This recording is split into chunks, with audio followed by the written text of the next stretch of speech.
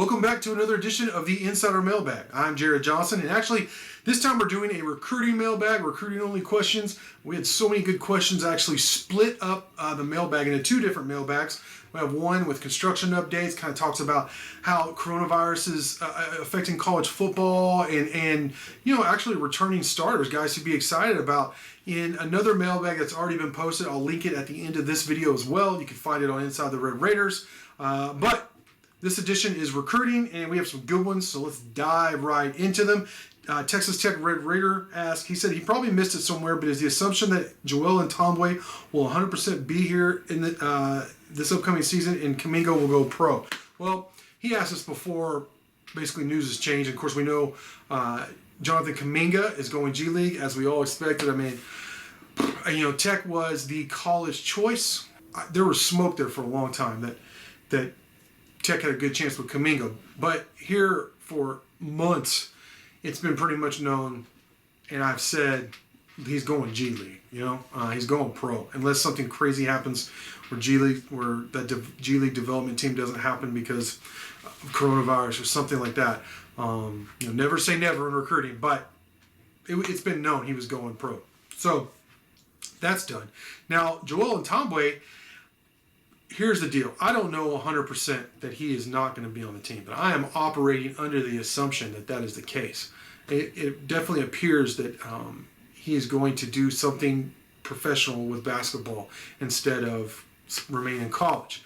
Now, a month ago or weeks ago, I talked to an official with Texas Tech basketball who said he was still part of the team and the expectation was that he would be here next season. But, I think, like I said, news change, recruiting changes, and while it's not 100% official, I'm operating under the assumption that he's not going to be here next season. All right, the next question comes from Blake65, who wants to know, is there anybody that Texas Tech is still waiting to report to football, and is the staff still pursuing in addition to the 2020 class? Yeah, those are two really good questions. In terms of someone they're waiting on, look, they're really not. I mean, Tech actually announced numbers for Newcomers, and I posted a story linking all those guys, even number changes for some of the veterans, all that. Early enrollees in the spring, all those numbers are listed in the story you can find on InsideTheRedRaiders.com. But no, there's one guy who they're waiting on is Josh Davies, defensive end from Butler. He's finishing up some classwork. He would be the only guy not to make it in at this point because everybody else is, on campus, enrolled, and going through required off-season conditioning and lifting workouts. So that's really good news. That's a great hit rate to get all those guys on campus. So if you can get Josh Davies in later on by fall camp, then great. If not, still you got to feel really good about how the percentage of guys you got on campus. In terms of pursuing an addition, there's one more. They're trying to make it work. I don't know if the numbers are going to work, but Tyree Wilson, defensive end from Texas A&M. He's not a grad transfer, but the hope is that he gets a waiver. 6'6", 260, former four-star guy. I think he's kind of a victim of the coaching change. A&M's doing a roster turnover, similar to what Coach Wells has done at Texas Tech. So getting Wilson would be a big get. It'd be another SEC transfer, another former four-star SEC transfer. So that'd be nice to get him. He may have to sit, he might not, but he'll have several years of eligibility. And he's a guy who's, he's played sign. He played 11 games last year, so he could, whenever he's eligible, he would be able to step in and help Texas Tech immediately. So that's pretty exciting. We'll see how that shakes out. We'll stay on that for sure. All right, BF Matador 2012 wants to know if I can give y'all a little more insight into these virtual visits, and will this be the norm moving forward? Do we see the NCAA regulating these visits? Are these visits going to be official? How do I see all this stuff moving forward? That's a lot, but those are all really good questions. Yeah, in terms of right now, in the filming of this video, in-person recruiting is non-existent, has been canceled through August. So that means basically since, I don't know if it was like the middle of March, but within like 10 days into March, all the way through now August, there will be no in-person recruiting. And that means coaches can't go visit the players in their homes or their schools, and the players can't visit campuses. So in lieu of that, what basically every school is doing they're doing virtual visits. Now, Texas Tech, we have a running list of guys who've taken virtual visits to Texas Tech, and look, the bottom line is virtual visits aren't as good as in-person visits, whether it be coaches sitting in the living rooms of the recruits, or having the recruits, and especially having the recruits on campus. And I think Texas Tech was really working a plan, doing a good job of getting the guys, their top targets, on campus several times, and then selling them and closing them. They closed a lot of their top targets early on in this recruiting cycle, and we've seen as time has gone on, when they haven't been able to get their newer targets on campus and really show them what they have going on and love it, they haven't had as much success on the recruiting trail. So, but basically what a virtual visit is, they'll show them, and what Texas Tech is doing is a way of, still having a face-to-face type situation, experience, even though it's virtual, through Zoom or FaceTime. And Tech was already utilizing FaceTime to great advantage already, so this was an easier transition for them than perhaps some other schools. But they're able to talk to them. They're able to, the facial expressions are still seen rather than just be like, copy or text. And they're able to show them the facilities, show them the weight room, and then specifically, if a guy knows exactly what he wants to study or has an idea of what he wants to study, they could go show him that school. I mean, if you want to be a business major and Tech goes and shows the Rawls building, I mean, that's a pretty, that looks really nice.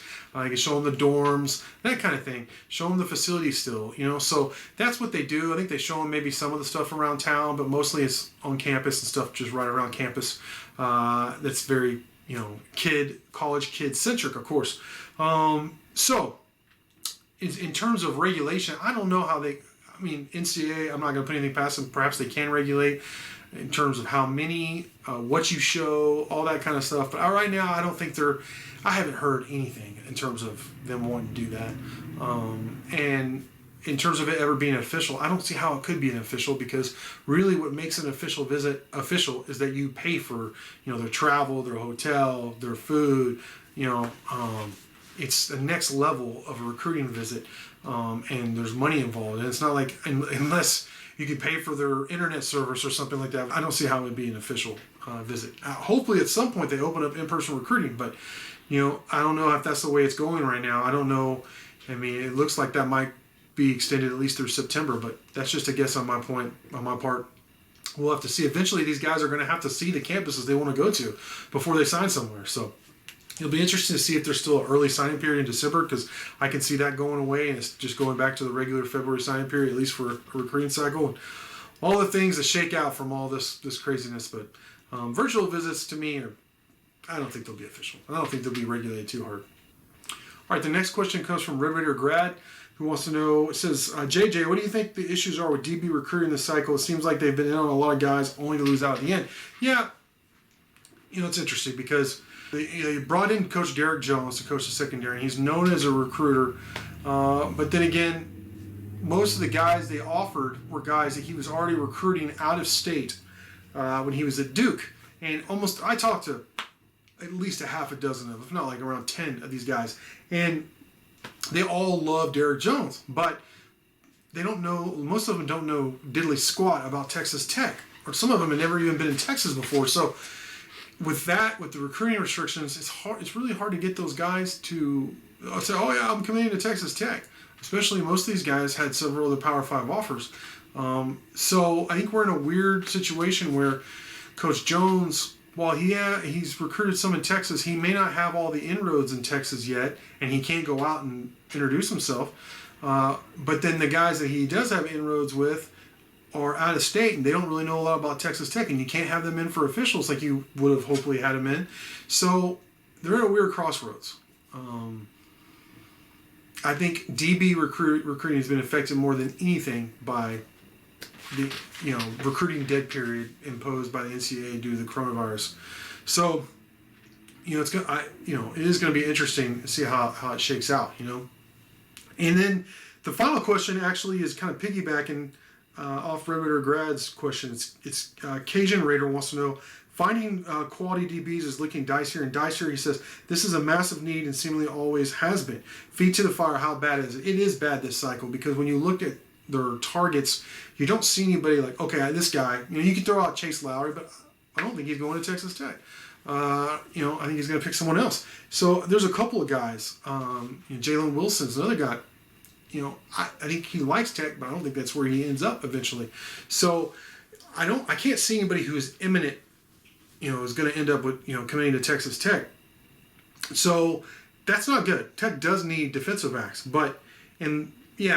they've been torched, their secondary, for years, and the lack of talent and depth has been a problem, lack of development.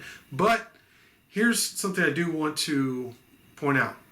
Honestly, I wasn't really considering this until I was typing up about the newcomers, all the newcomers from this past class, and there's so many defensive backs. And it occurred to me, they're going to need defensive backs every cycle, of course. But how many are they really going to need? Because they added so many guys. I'm going to count here. You have safety Cam White, junior college transfer from Northwest Mississippi Community College. Grad transfer Eric Monroe, safety, but who could also play corner, but he's kind of a center fielder guy, former 4-star from LSU. And then you have Cameron Watts, a cornerback coming in from Northeast Oklahoma A&M, who I like. Kobe Minor, signee from Lake Dallas High School. Ryan Frank, safety signee from Magnolia West. Jonathan Davis, a safety signee from Dallas South Oak Cliff. So how many is that? You have 1, 2, 3, 4, 5, 6, 7 newcomers. And that's not counting walk-ons, which I don't know if we should really for this space, but you have an influx of talent. You have a lot of DBs returning from last year, so the numbers are going to be there. Actually, I think the talent and the numbers are going to be there more than they have been in a long time. You still need to add to it. It's a numbers game. You got to add to it this cycle. And I don't know where that's coming from as the taping right now. We'll have to see what happens the rest of the cycle.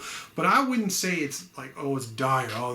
They needed. I don't think they have room for that many additions next year. So, they're going to lose a couple of those guys to graduation, but I still think they're in a pretty good place, a better place than they have been. If you step back and look at it, not just this recruiting cycle, the secondary is in better shape than it has been in years past.